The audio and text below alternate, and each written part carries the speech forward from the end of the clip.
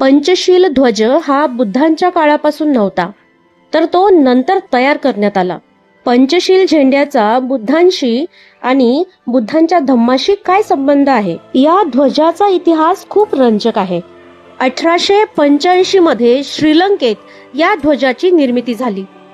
कोलंबो कमिटीने हा ध्वज डिझाईन केला होता. यात हेनरी स्टील ऑलकोट नावाच्या व्यक्तीचा मोठा वाटा होता. त्यांना वाटलं की बौद्ध धम्मासाठी एक असं प्रतीक असावं जे जगभरातील सर्व बौद्धांना एकत्र आणेल. थायलंड, जपान, श्रीलंका, भारत असे जगभरातील बौद्ध देश या एकाच ध्वजाखाली एकत्र येतात. बरं, तर मग पंचशील ध्वजामध्ये जे रंग आहेत तेच रंग का निवडले गेले, इतर रंग का नाहीत? जेव्हा गौतम बुद्धांना एनलाइटमेंट प्राप्ती झाली म्हणजेच ज्ञानप्राप्ती झाली, तेव्हा त्यांच्या शरीरातून 6 रंगांच्या रश्मी निघाल्या होत्या. यांना षड्वर्ण रश्मी असं म्हणतात. म्हणजेच त्यांच्या देहातून 6 रंगांचे किरण बाहेर पडले, ज्याला ऑरा देखील म्हणतात.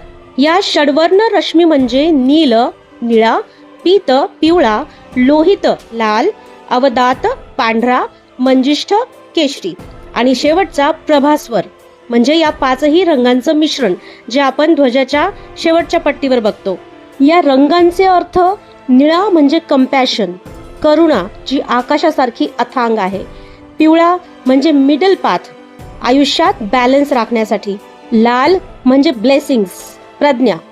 पांढरा म्हणजे प्युरिटी, मनाची एकदम क्लीन वाईब. केशरी म्हणजेच विजडम आणि त्याग. आणि या सर्वांचं मिश्रण म्हणजे शेवटची पट्टी जी सांगते की आपण सर्व एक आहोत.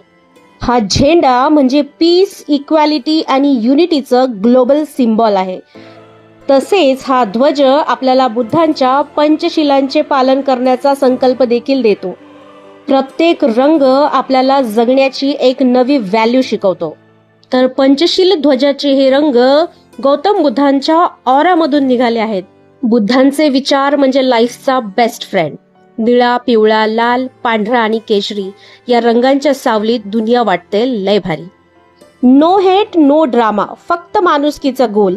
बुद्धांनी दिला जगाला इक्वॅनिमस रोल. हा झेंडा जेव्हा फडकतो तेव्हा पीस येते मनात. सर्वात कूल फिलॉसॉफी आहे ही पूर्ण जगात. नमो बुद्धाय. जय भीम.